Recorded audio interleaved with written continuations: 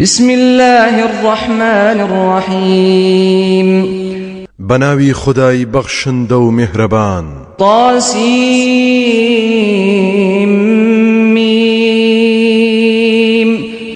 چەند پیتێک لە سەرەتای هەندێ لە سوورەتەکانی قورئاندا هاتوون ژمارەیان 14 پیتە نیوەی کۆی پیتەکانی زمانی عەرەبین بۆ سەلماندنی ئیعجاز و مەزنی و گرنگی قورئان کە لە توانای هیچ کەسدا نییە بۆ پیتانە کتێبێکی ئاوا بێوێنە دابنێت بەڕادەیەک هەتا ئەگەر هەموو گڕۆی ئادەمیزاد و جن کۆ ببنەوە بۆ ئەو مەبەستە بێگومان ناتوانن هەروەها چەندەها نهێنی تریشی تێدایە زاناکان لە هەندێکی دواون هەندێکیشیان وتویانە هەر خدا خۆی زانایە بەنهێنی ئەو پیتانە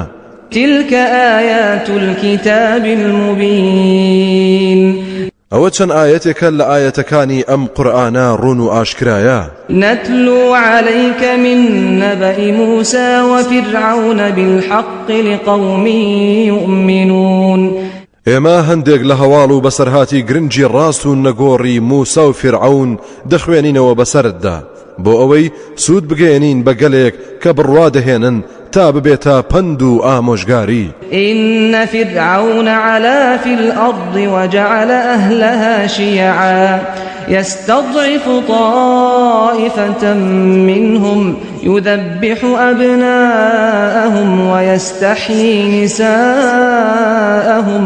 إنه كان من المفسدين بێگومان فرعون زاڵ و دڕەندە بوو لە وڵاتەکەیدا خەڵکەکەی پارچە پارچە کرد جیاوازی خستە نێوانیانەوە دەستەیەکیانی دەچەوساندەوە و لاوازی دەکردن منداڵە نێرینەکانی سەردەبڕین کچان و ئافرەتانی بەزەلیلی دەهێشتەوە بەڕاستی ئەو ستەمکارە یەکێک بوو لەوانەی تۆوی خراپەی دەچاند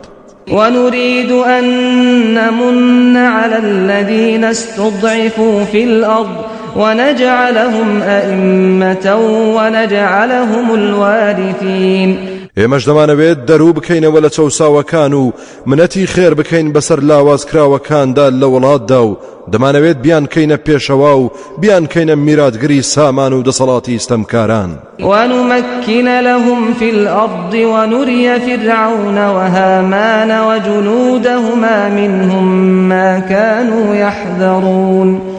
هەروەها دەمانەوێت پایەداریان بکەین و دەسەڵاتیان بچەسپێنین لە وڵاتدا و ئەوە پێش بهێنین بۆ فرعون و هامان و سەربازانیان کە لێی دەترسان ئەم بەڵێنە خوداییە بەویستی پەروەردگاری باڵا دەست دووبارە دەبێتەوە بۆ ئیمانداران لە بارودۆخی تایبەتی و گونجاودا وأوحينا إلى أم موسى أن أرضعيه فإذا خفت عليه فألقيه في اليم ولا تخافي ولا تحزني إنا رادوه إليك وجاعلوه من المرسلين ئێمە دایکی موسامان ئاگادار کرد کە شیری بداتێ و پێمان وت جا کاتێک مەترسیت پەیدا کرد لەوەی کە پێی بزانرێت فڕێی بدرە ڕووباری نیلەوە نەبترسە لەوەی تووشی بەڵا ببێت نەخەفەتیشی بۆ بخۆ چونکە ئێمە بەڕاستی دەیجێڕینەوە بۆلات و لە ئایندەشدا دەیکەین بە یەکێک لە پێغەمبەرە پەیامدارەکان فالتقطه آل فرعون ليكون لهم عدوا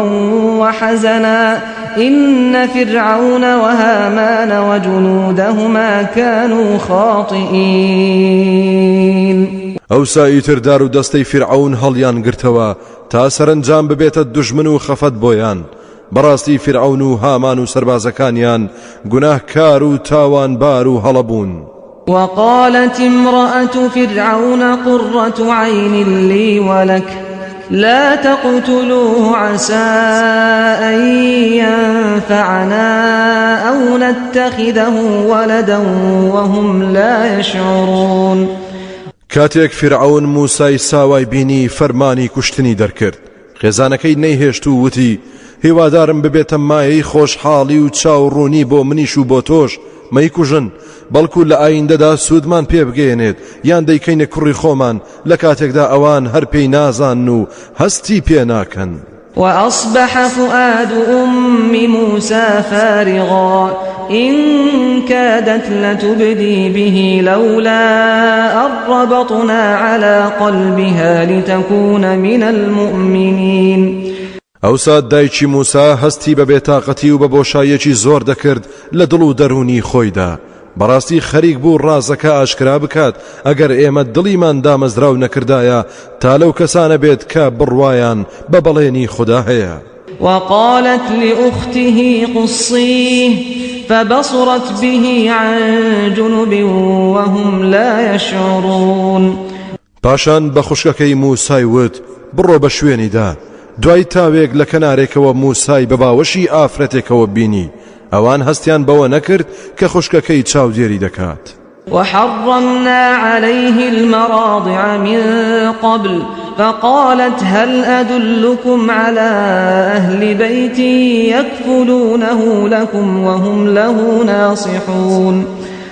ئێمە پێشتر هەرچی ئافرەتی شیردەرا لەومان حرام کرد. خوشکەکەی بەمەی زانی حەکیمانە لە کۆشک نزیک بۆوە. وتی ئایا ناو نیشانی ماڵێکتان پێ بڵێم کە ئەو منداڵەتان بۆ بەخێو بکەن؟ دڵسۆز و میهرەبانیش بن بۆی. فرددناه إلى أمه كي تقر عينها ولا تحزن ولتعلم أن وعد الله حق ولكن أكثرهم لا يعلمون.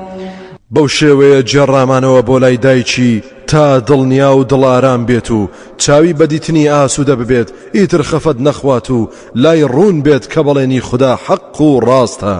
بەڵام زۆربەی ئەو خەڵکە نازان و هەستی پێ ناکەن. ولما بلغ أشده واستوى آتيناه حكما وعلما وكذلك نجزي المحسنين. دوای چەند ساڵ کاتێک تەمەنی گەیشتە ئەو پەڕی هێز و توانایی ئێمەش حکمت و دانایی و زانیاریمان پێبەخشی. هەر بەو شێوەیە پاداشتی چاکەکاران دەدەینەوە. ودخل المدينة على حين غفلة من أهلها فوجد فيها رجلين يقتتلان هذا من شيعته وهذا من عدوه فاستغاثه الذي من شيعته على الذي من عدوه فوكزه موسى فقضى عليه قال هذا من عمل الشيطان إنه عدو مضل مبين. موسى لكاتي غفلتي خلچي شاردا خوي کرد بە شەقام و بازاردا بینی دوو پیا و شەڕ دەکەن. ئەمەیان لە تایفەی خۆیەتی و ئەمەشیان لە دەستەی دوژمنەکەیەتی سەربازی فرعونە. ئەوەی خزمی خۆی بوو موسای بینی هاواری لێکرد کە فریای بکەوێت و زاڵی بکات بەسەر دوژمنەکەیدا. موساش بەپەلە چوو بەدەمیەوە بۆ کسێکی ماڵی بە کابرای قبتیدا و کوشتی.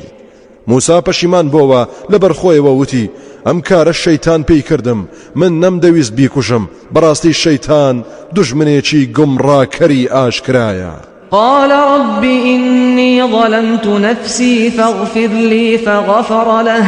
إنه هو الغفور الرحيم.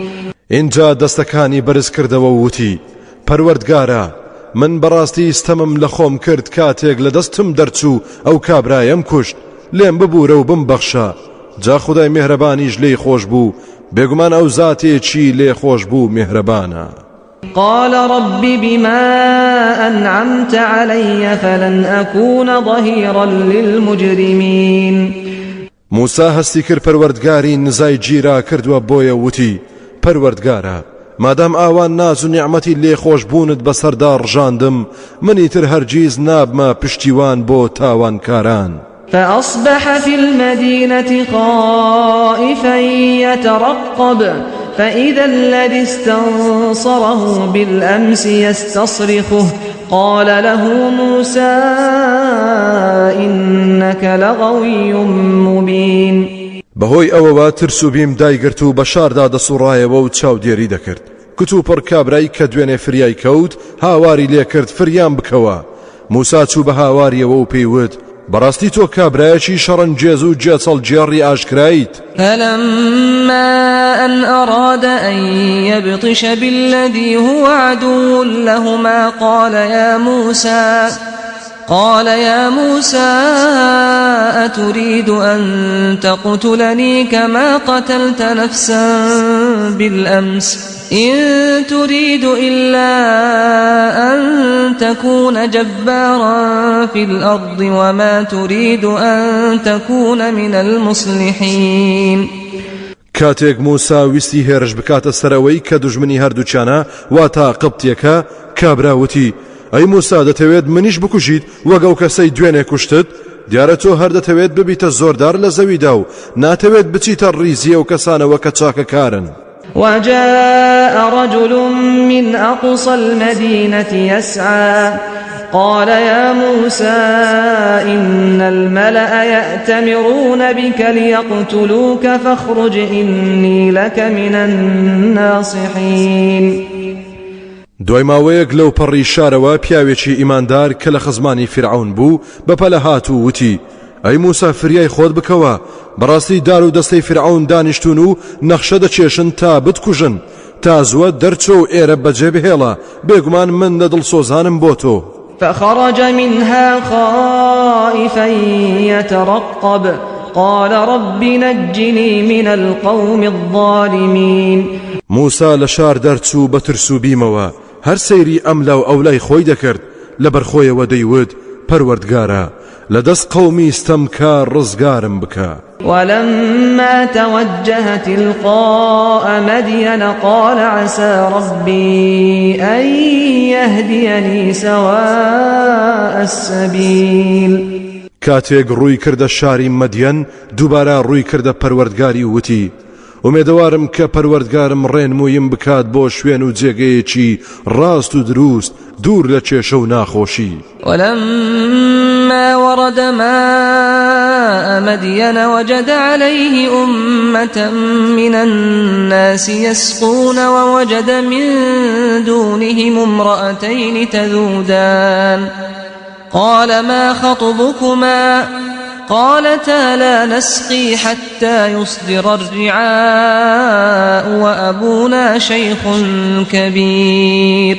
کاتێک گەیشتە ئاوەکەی مەدیەن خەڵکێکی بینی ماڵاتەکانیان ئاو دەدا، لەولاشەوە دوو ئافرەتی بینی کە بە خۆیان و مەڕەکانیانەوە دوورە پەرێز وەستا بوون،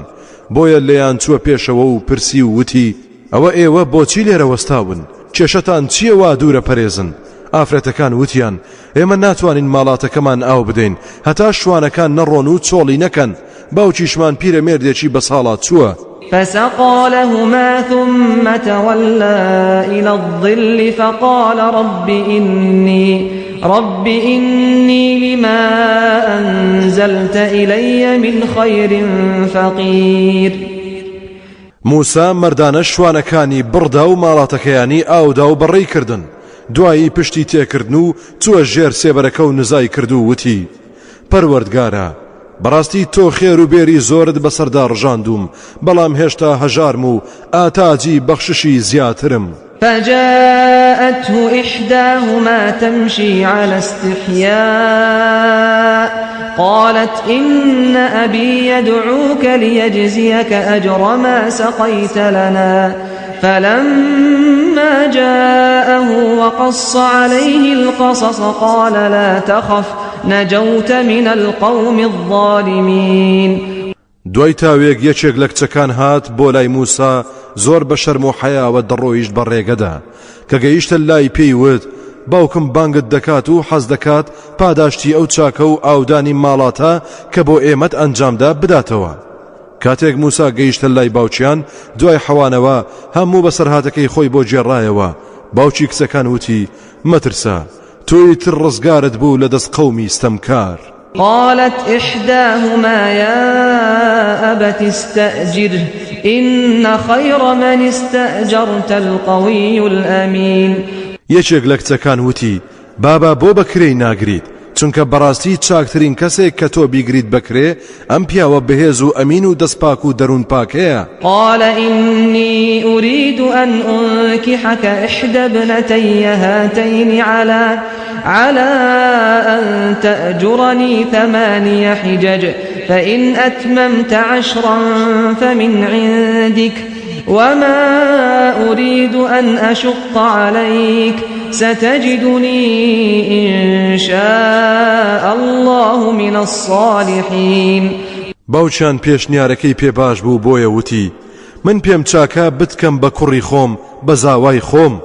یەکێک لەم دوو کچەت لێمارە بکەم بە مەرجی ئەوەی 8 ساڵ لای من کار بکەیت خۆ ئەگەر 10 ساڵیشت بردە سەر ئەوە چاکەی خۆتە منیش نامەوێت بێزارت بکەم و زۆرت بۆ بهێنم دەمبینیت ئەگەر خدا بیەوێت لە چاکان دەبم. قال ذلك بيني وبينك أيما الأجلين قضيت فلا عدوان علي والله على ما نقول وكيل.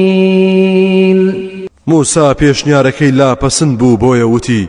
ئەم پەیمانە لە نێوان من و تۆدایە من پێی ڕازیم بەڵام هەر کام لەو ماوانەم بۆ تەواو کرا باستەمم لێ نەکرێت و ئازاد بم خدای گەورەش شایەت و ئاگایە بەوەی کە دەیڵێین و بڕیاری لەسەر دەدەین. فلما قضى موسى الأجل وسار بأهله آنس من جانب الطور نارا قال لأهلهم كثوا إني آنست نارا لعلي آتيكم منها بخبر أو جذوة من النار لعلكم تصطلون. جا کاتێک موسا ماوەی دیاری کراوی بەسەر برد و بڕیاری گەڕانەوەیدا لە شەوێکی ساردا لەلایەکی چێوی تووردا ئاگرێکی بەدی کرد بە خێزانەکەی وت ئێوە لێرە بن من بەڕاستی تروسکایی ئاگرێک دەبینم بەڵکو بچم هەواڵێکتان بۆ بهێنمەوە یان چلۆسکێک ئاگرتان بۆ بهێنم تا خۆتانی پێگەرم بکەنەوە. فلما أتاها نودي من شاطئ الوادي الأيمن في البقعة المباركة من الشجرة أي يا موسى إني أنا الله رب العالمين. جاکاتێک کە موسا لە ئاگرەکە نزیک بۆەوە لە کەناری لای ڕاستی دۆڵەکەوە لە شوێنێکی پیرۆزەوە لە پاڵ درەختەکەوە بانگی لێکرا ئەی موسا ئەوەی گفتوگۆت لەگەڵدا دەکات ئەوە بەڕاستی منم ئەڵڵاه کە پەروەردگاری هەموو جیهانیانم. وأن ألق عصاك فلما رآها تهتز كأنها جان ولا مدبرا ولم يعقب يا موسى أقبل ولا تخف إنك من الآمنين. اینجا فەرمووی عەساکەشت فڕێ بدە کاتێک فڕێدا موسا بینی زۆر بەخێرایی دەجوڵێتەوە وەکو توو لە مار هەڵهات و ئاوڕی نەدایەوە خدا فەرمووی ئەی موسا وەرە و مەترسە بەڕاستی تۆ لەو کەسانەیت کە ئەمین دەبیت و لە ترس بە دووریت. أسلك يدك في جيبك تخرج بيضاء من غير سوء واضمم إليك جناحك من الرهب فذلك برهانان من ربك إلى فرعون وملئه إنهم كانوا قوما فاسقين. اینجا دەستت بخەرە بن باخەڵتەوە بە شێوەیەشی سپی وەک بلور دەستت خۆی دەنوێنێت بێگەرد و بێ پەڵە و بێ عەیب هەروەها بازوەکانت بهێنەرەوە یەک و لەسەر سینە و دڵتی دابنێ ترس و بیمت نامێنێت.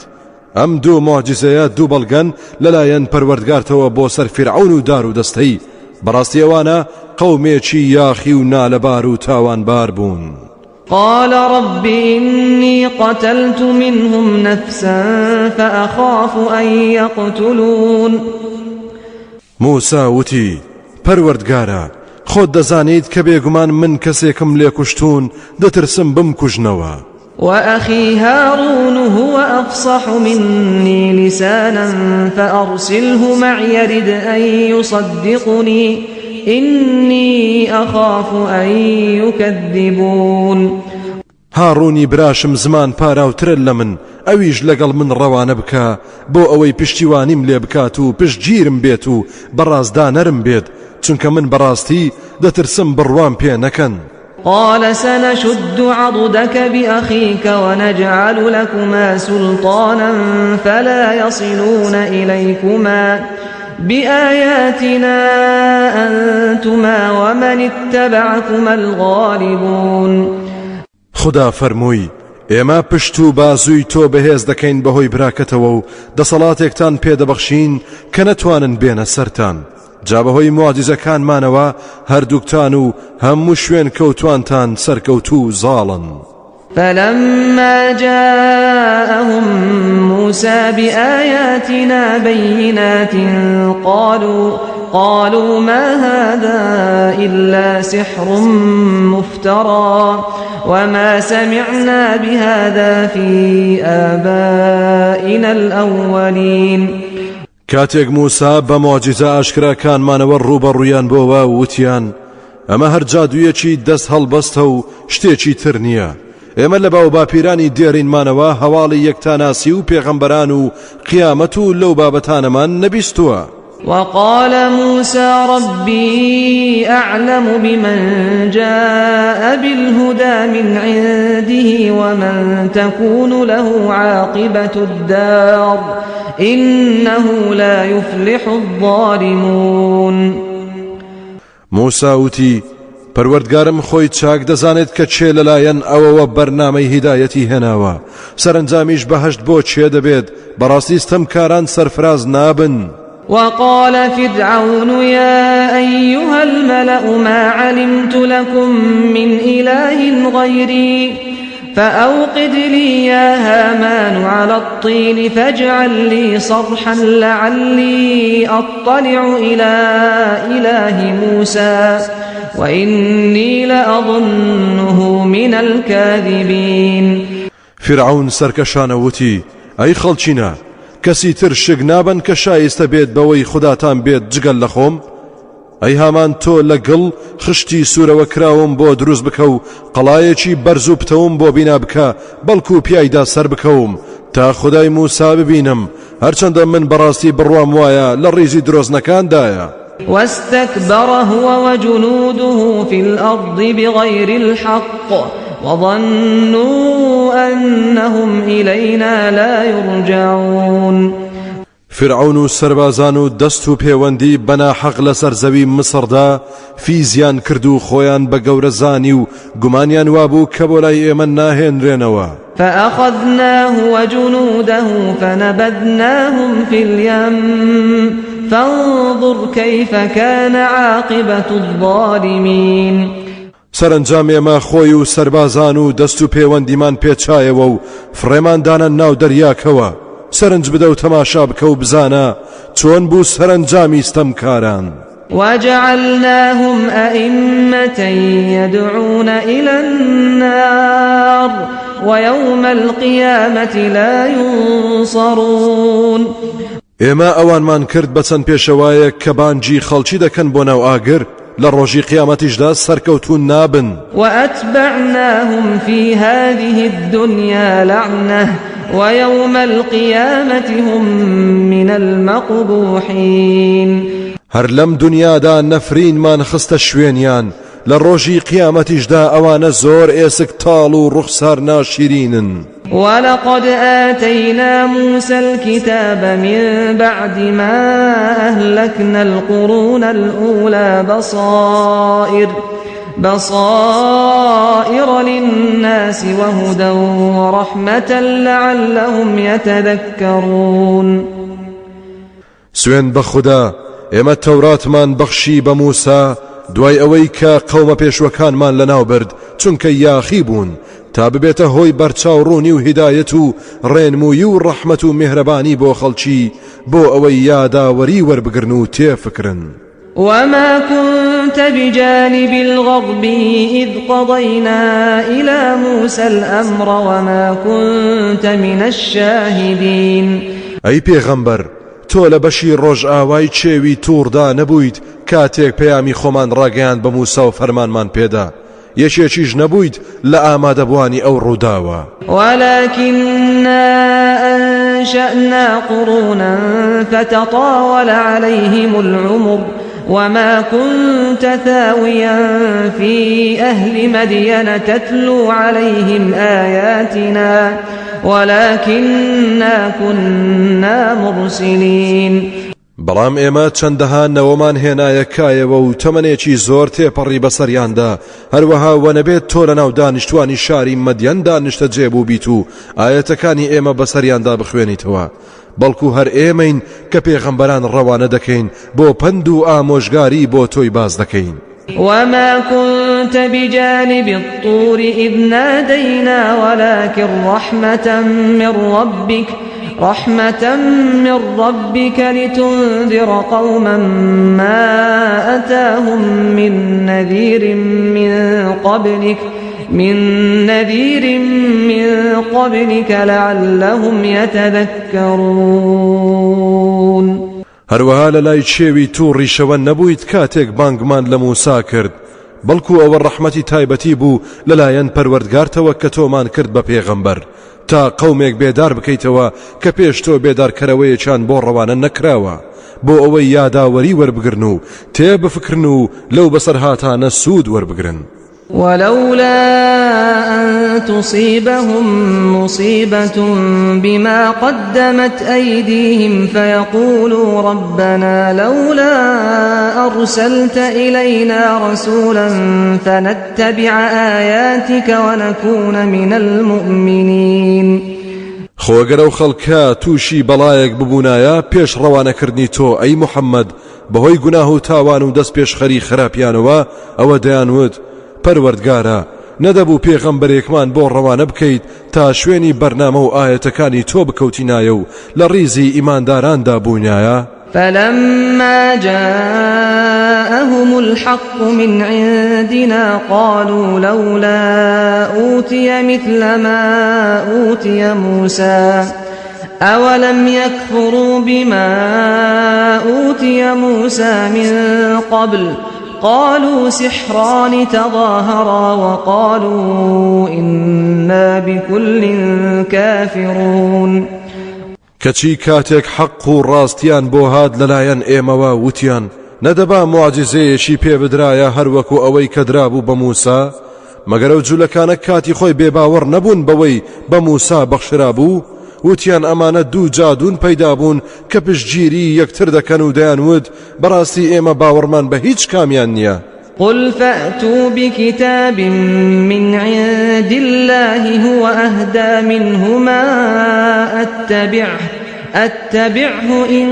كنتم صادقين. أي پێغەمبەر پێیان بڵێ دەباشە ئێوە کتێبێکی تر بهێنن لەلایەن خودداوە کە باشتر و چاکتر بێت لەو دوانە، واتە قورئان و تەورات، ئەوە منی شوێنی دەکەوم ئەگەر ئێوە ڕاستگۆن. فإن لم يستجيبوا لك فاعلم أنما يتبعون أهواءهم ومن أضل ممن اتبع هواه بغير هدى من الله إن الله لا يهدي القوم الظالمين. خۆگەر بەدەم بانگەوازی تۆوە نەهاتن واتە نەیانتوانی کتێبی تر بهێنن، ئەوە چاک بزانە کە ئەوانە هەر شوێنی ئارەزوی خۆیان دەکەون. چێش هەیە لەوە گومڕاترە کە شوێن ئارەزوەکانی خۆی کەوت بێت دوور لە هیدایەت و ڕێنمووی خوددا، بێگومان خوددا هیدایەتی قەومی ستەمکار نادات. ولقد وصلنا لهم القول لعلهم يتذكرون. سوێن بە خوددا بەڕاستی ئێمە پەیامی خۆمانمان بەش بەش پێگەیاندون بۆ ئەوەی پند و یاداوەری وەربگرن. الذين آتيناهم الكتاب من قبله هم به يؤمنون. ئەوانەی پێشتر کتێبی ئاسمانیمان پێبەخشیون ئەوان بەو قورئانە باوەڕدەهێنن. وإذا يتلى عليهم قالوا آمنا به إنه الحق من ربنا إنا كنا من قبله مسلمين. کاتێکیش قورئان دەخوێنرێتەوە بەسەریاندا دەڵێن ئێمە باوەڕمان پێهێناوە چونکە بەڕاستی ئەمە حەقیقەت و ڕاستەقینەیە لەلایەن پەروەردگارمانەوە پێمان ڕاگەێنراوە، بێگومان ئێمە پێشتر هەر موسڵمان و فەرمان بەردار بووین. أولئك يؤتون أجرهم مرتين بما صبروا ويدرؤون بالحسنة السيئة ومما رزقناهم ينفقون. ئەوانە دوو جار پاداشتیان پێدەدرێت بەهۆی خۆگری و ئارامگریانەوە بە چاکەش بەرهەڵستی خراپە دەکەن ئەوانە هەروەها لەو ڕزق و ڕۆزیەی کە پێمان داون دەبەخشن وإذا سمعوا اللغو أعرضوا عنه وقالوا لنا أعمالنا ولكم أعمالكم سلام عليكم لا نبتغي الجاهلين ئەوانە کاتێک قسە و گفتاری ناپەسند و نابەجێ دەبیستن پشتی تێدەکەن و دەڵێن بە نەفامان کار و کردەوەی خۆمان بۆ خۆمان کار و کردەوەی ئێوەش بۆ خۆتان سڵاوتان لێبێت ئێمە شەڕخواز نین و نامانەوێت هاوڕێیەتی نەفامان بکەین إنك لا تهدي من أحببت ولكن الله يهدي من يشاء وهو أعلم بالمهتدين بەڕاستی ئەی پێغەمبەر تۆ ناتوانیت ئیمان و باوەڕ ببەخشیت بەو کەسەی خۆشت دەوێت بەڵکو خدا هەر کەسێکی بوێت دەیخاتە سەر ڕێگەی ڕاست و ئیمانی پێدەبەخشێت خداش ئاگادارە بەوانەی کە ڕێبازی هیدایەتیان گرتۆتە بەر وقالوا إن نتبع الهدى معك نتخطف من أرضنا أولم نمكن لهم حرما آمنا يجبى إليه ثمرات كل شيء رزقا من لدنا ولكن أكثرهم لا يعلمون قڕیش و باوەڕلاوازان لە هەموو سەردەمێکدا دەیانوت ئەگەر ئێمە شوێنی هیدایەت و بەرنامەی ئیسلام بکەوین لەگەڵ تۆدا لە وڵاتی خۆمان دەفڕێنرین و تووشی نەهامەتی دەبین مەگەر ئێمە شوێنێکی دوور لەستەم و پڕلاسایشمان بۆ فراهەم نەهێناون کە جۆرەها بەرەبوومی بۆ دێت و لە هەموو ناز و نیامەتێک بەهرەوەرە هەمووشی ڕزق و بەخششن لەلایەن ئێمەوە بەڵام زۆربەیان نازان و هەست بەدەسەڵاتی ئێمە ناکەن وكم أهلكنا من قرية بطرت معيشتها فتلك مساكنهم لم تسكن من بعدهم إلا قليلا وكنا نحن الوارثين زۆر شار و شارۆچکەمان لەناو برد کە دانیشتوانی یاخی و لە سنوور دەرچوو بوون لە ژیانی دنیایاندا جاوەتە خان و بەرەو شوێنەکانیان چۆڵە مەگەر کەمێک نەبێت هەر ئێمەش خاوەنی مڵک و خان و بەرەو سامانیان بووین وما كان ربك مهلك القرى حتى يبعث في أمها رسولا يتلو عليهم آياتنا وما كنا مهلك القرى إلا وأهلها ظالمون پەروەردگاری تۆ هیچ وڵات و شارێکی کاول نەکردووە تا لە پای تەختەکەیدا پێغەمبەرێکی نەناردبێت کە ئایەتەکانی ئێمەیان بەسەردا بخوێنێتەوە و نەبێت ئێمە شار و وڵاتانمان کاول کردبێت بەبێ هۆ مەگەر کاتێک نەبێت کە دانیشتوانی ستەمکار بوون وما أوتيتم من شيء فمتاع الحياة الدنيا وزينتها وما عند الله خير وأبقى أفلا تعقلون هەرچیتان پێبەخشراوە ئەوە ناز و نیعمەت و زینەت و جوانی ژیانی دنیایە بەڵام دڵنیابن کە ئەو بەشەی لەلای خوددایە چاکتر و دەوامدارترە ئایا ئەوە عەقڵ و ژێریتان ناخەنە کار أفمن وعدناه وعدا حسنا فهو لاقيه كمن متعناه متاع الحياة الدنيا ثم هو يوم القيامة من المحضرين ئایا ئەو کەسەی بەڵێنێکی چاکمان داوەتێ و پێی دەگات وەکو ئەو کەسە وایە هەر لە ژیانی دنیادا کەمێک ڕابواردنی پێ ببەخشین پاشان لە دەرەنجامی کار و کردەوەی ناپوختیدا لە ئامادەکراوان بێت بۆ لێپرسینەوە و ئاگری دۆزەخ ويوم يناديهم فيقول أين شركائي الذين كنتم تزعمون لە ڕۆژێکدا بانجان لێ دەکرێت بۆ لێپرسینەوە خدا ڕوو بەوان دەفەرموێت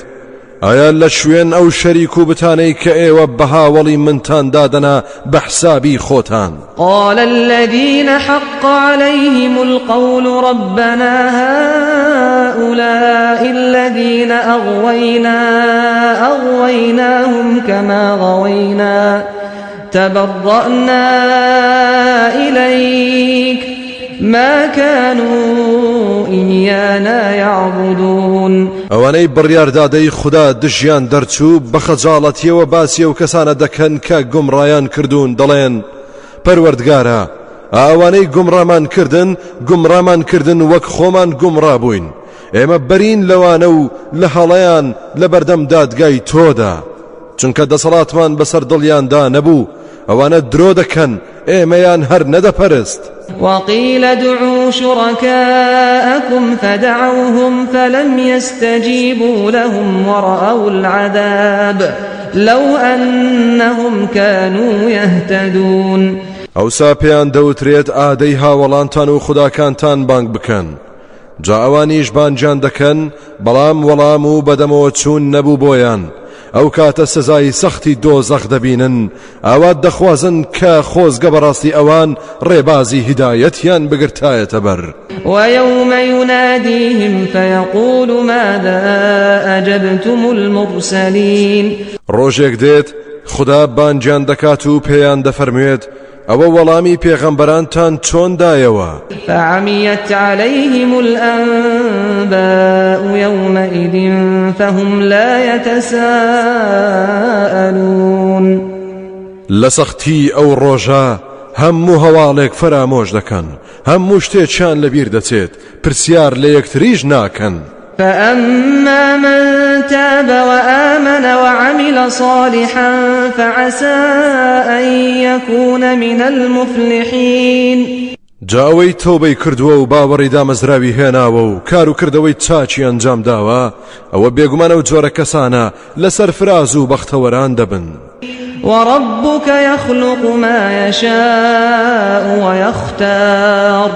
ما كان لهم الخيرة سبحان الله وتعالى عما يشركون هەر پەروەردگاری تۆیە هەرچیەکی بوێت دروستی دەکات و هەڵی دەبژێرێت خەڵکی ئەو دەسەڵاتیان نییە و سەرپشک نەکراون پاچی و بێگەردی و بڵندی بۆ خوددایە لە بەرامبەرە و شتانەوە نەفامان دەیکەنە شەریک و هاوڵ وربك يعلم ما تكن صدورهم وما يعلنون هەروەها پەروەردگاری تۆ دەزانێت ئەو خەڵکە چیان لە سینە و دەرونیاندا شاردۆتەوە و چی دەردەخەن و ئاشکرای دەکەن وهو الله لا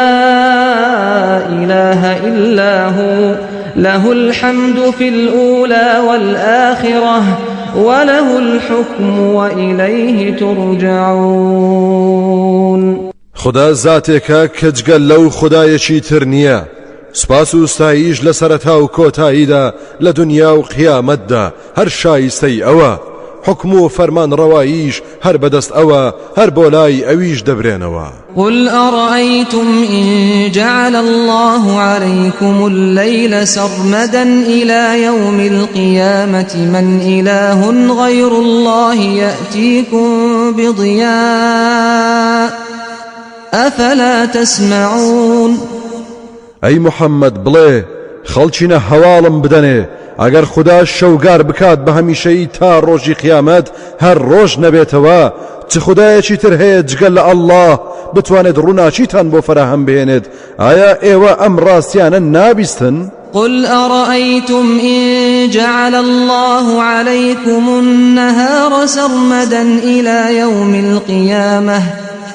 من إله غير الله يأتيكم بليل تسكنون فيه أفلا تبصرون هەروەها پێیان بڵێ هەواڵم بدەنێ ئەگەر خوددا ڕۆژگاری کردە هەمیشەیی لەسەرتان تا ڕۆژی قیامەت خایاندی کەم خوددا هەیە جگەل لە ئەڵڵاه کە شەوگارتان بۆ پێش بهێنێت تا ئارامی تێدا بگرن ئایا ئێوە سەرنجی ئەم دیاردانە نادەن و نایان بینن؟ ومن رحمته جعل لكم الليل والنهار لتسكنوا فيه ولتبتغوا من فضله ولعلكم تشكرون جال رحمت و مهربانی ئەو زاتە ئەوەیە کە شەو ڕۆژی کردووە بەهۆی ئارامی و حەوانەوە و کار و کاسبی کردن و بەهرەبردن لە بەخششەکانی بۆ ئەوەی تا دەتوانن شکرانە بژێر و سپاس گوزاری بکەن ويوم يناديهم فيقول أين شركائي الذين كنتم تزعمون ڕۆژێک دێت خدا بانجیان دەکات و پێیان دەفەرموێت ئەوە کوانە و شتانەی بە گومانی ئێوە هاوڵ و شەریکی من بوون ونزعنا من كل أمة شهيدا فقلنا هاتوا برهانكم فعلموا أن الحق لله وضل عنهم ما كانوا يفترون هەر لەو ڕۆژەدا لە هەر ئومەتێک شایەتێک لە خۆیان دەهێنینە مەیدان لە پێغەمبەران ئەوسا بە خەڵکی سەرگەردان دەڵێین ئادەی ئێوە بەڵگەتان چییە لەسەر لادان و گوناهتان بیهێنن ئەو ڕۆژە ئیتر زۆر بە چاچی دەزانن و دڵنیا دەبن کە حەق و حەقیقەت لە لای خوددایە و هەر ئەو شایستەی پەرستن بووە هەرچی ئەو شتانەشی کە بڕوایان پێی هەبوو هەڵیان بەست بوو هەمووی ون و نادیار و بێ نرخ دێتە بەرچاو إن قارون كان من قوم موسى فبغى عليهم وآتيناه من الكنوز ما إن مفاتحه لتنوء بالعصبة أولي القوة إذ قال له قومه لا تفرح إن الله لا يحب الفرحين بێگومان قارون لە قەوم و خوێشانی موسا بوو کەچی بەهۆی ماڵ و سامانیەوە خۆی جفت دەکردەوە بەسەریاندا و فیزی بەسەردا دەکردن ئەوەندە ماڵ و سامان و داراییمان پێبەخشی بوو کە بەڕاستی کلیلی گەنجینە و قاسەکانی بە چەند کەسێکی بەهێز بەگرانی هەڵدەگیران لە کاتی لوود بەرزەکەیدا هەندێک ئیمانداری خزمی پێیان وت کەشخە مەکە و لە خۆت بایی مەبە بەم سامانە چونکە بێگومان خدا و کەسانەی خۆش ناوێت کە کەشخە دەکەن بە سەروەت و سامانیەوە و لە خۆیان بایی دەبن وابتغ فيما آتاك الله الدار الآخرة ولا تنس نصيبك من الدنيا وأحسن كما أحسن الله إليك ولا تبغ الفساد في الأرض إن الله لا يحب المفسدين هەوڵ بدە بەو ماڵ و سامانەی کە خدا پێی بەخشیوی ماڵی قیامەت و بەهەشتی بەرین بکڕە و بەشی خۆشت لە دنیادا بە حەڵاڵی فرامۆژ مەکە چاکە لەگەڵ بەندەکانی خودادا بکە هەر وەک خدا چاکەی هێناوەتە ڕێت نەکەیت هەوڵی فەساد و گوناه و تاوان بدەی لە زەویدا چونکە بەڕاستی خدا ئەو کەسانەی خۆش ناوێت تۆوی خراپە دەچێنن قال إنما أوتيته على علم عندي أولم يعلم أن الله قد أهلك من قبله من القرون من هو أشد منه قوة وأكثر جمعا ولا يسأل عن ذنوبهم المجرمون قارون وتی بێگومان ئەم سامان و داراییم هەر بەهۆی زانست و زانیاری نەخشەی خۆمەوە پێم دراوە باشم مەگەر قارون نەیدەزانی بەڕاستی خدا پێش ئەم چەندەها قەوم و هۆز و گەلانی لەناو بردووە کە لەو زیاتر بەدەسەڵاتتر و سەروەتمەندتر بوون تاوانباران پرسیاریان لێ ناکرێت دەربارەی گوناهەکانیان چونکە تۆمارە و لای خدا ئاشکرایە فخرج على قومه في زينته قال الذين يريدون الحياة الدنيا يا ليت لنا مثل ما أوتي قارون إنه لذو حظ عظيم اینجا ڕۆژێک قارون خۆی سازدا و بە ڕازاوەیی چوە دەرەوە بۆ ناو قەومەکەی بۆ کەشخەکردن و خۆنواندن ئەوانەی کە ئاواتیان ژیانی دنیایە وتیان ئای خۆزگە ئێمەش وەکو قارون سامان و دەسەڵاتمان ببوایە بەڕاستی خاوەنی بەختێکی گەورەیە وقال الذين أوتوا العلم ويلكم ثواب الله خير لمن آمن وعمل صالحا ولا يلقاها إلا الصابرون بەڵامەوانەی کە زانست و زانیاری ڕاستیان پێبەخشراوە دەربارەی حەڵاڵ و حەرام و نرخی قیامەت دەزانن وتیان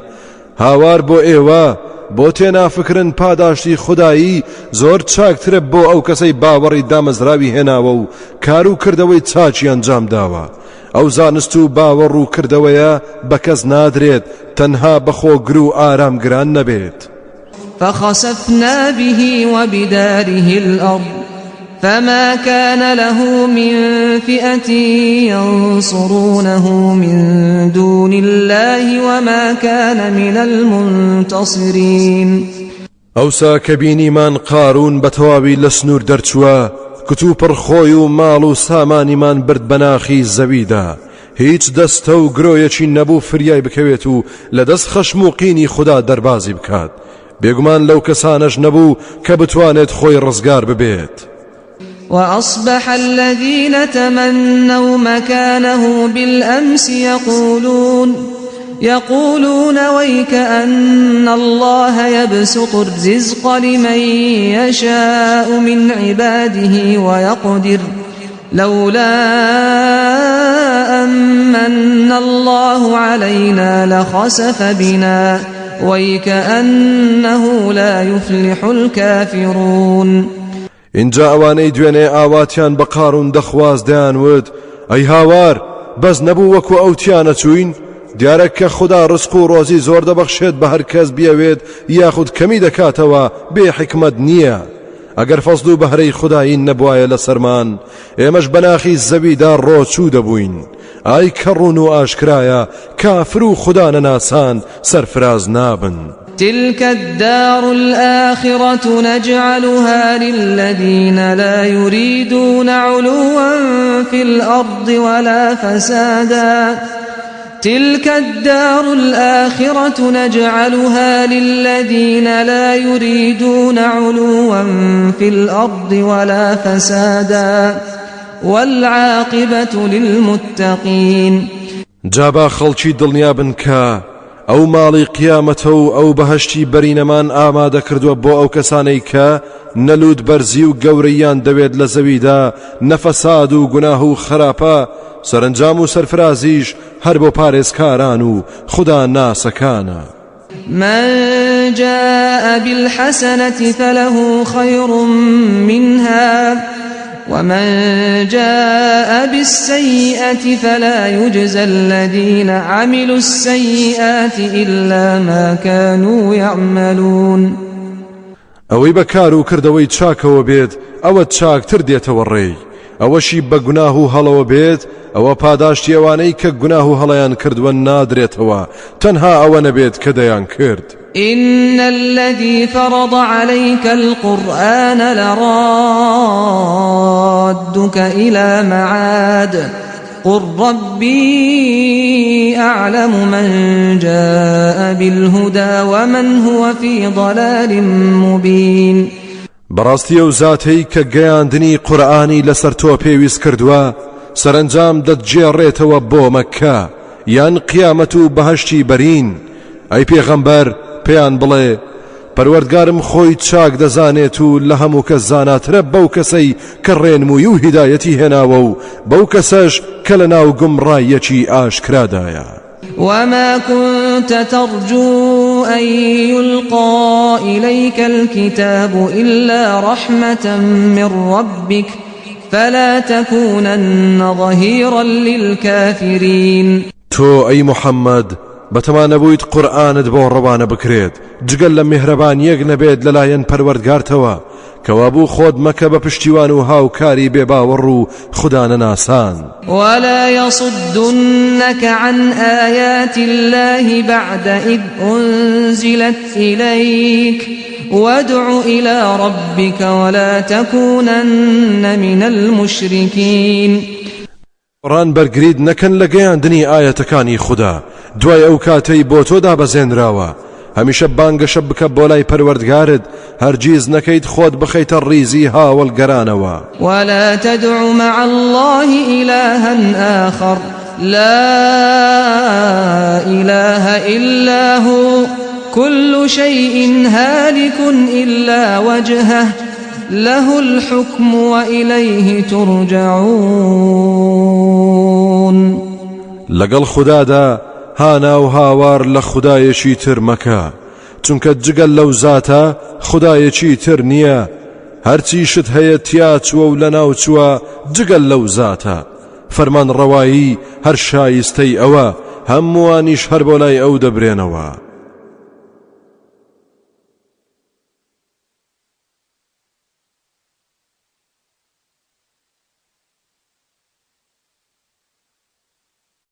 بسم الله الرحمن الرحيم